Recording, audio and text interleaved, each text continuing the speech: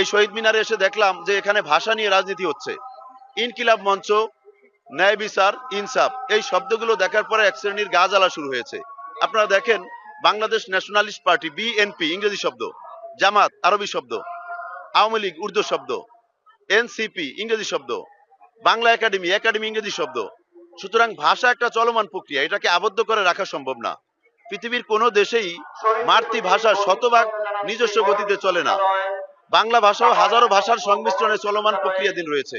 সুতরাং ভাষাকে আবদ্ধ করা সম্ভব না, এটাকে নিজস্ব গতিতে ছেড়ে দিতে হবে। আমাদের নাকি ইনকিলাব, ইনসাফ, আজাদি এই শব্দগুলো উচ্চারণ করলে নাকি বাংলা ভাষার জাত থাকবে না। বাংলা ভাষা কি আমরা কারো কাছে বর্গা দিছি যে বাংলা ভাষার জাতপাত কি হবে এটা তারা নির্ধারণ করবে? পৃথিবীর কোনো ভাষাই স্বয়ং সম্পূর্ণ হয় না অন্য ভাষার সংমিশ্রণ ছাড়া।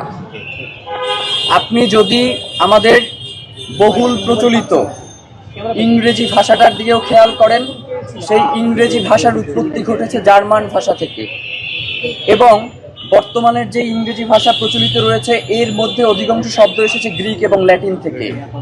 এই যে বাংলা ভাষার কথা বলে বলে যারা মরে যাচ্ছে, এই বাংলা শব্দের উৎপত্তিটাও হয়েছে দুইটা শব্দ থেকে, সংস্কৃত এবং ফার্সির সংমিশ্রণে হয়েছে বাংলা শব্দ। সুতরাং যারা এই শব্দগুলোকে নিয়ে বিভিন্ন ধরনের রাজনীতি করবার চেষ্টা করে, আমাদের কাছে মনে হয় যে এক ধরনের বিদ্বেষ থেকেই তারা করে মূলত এই কাজগুলো।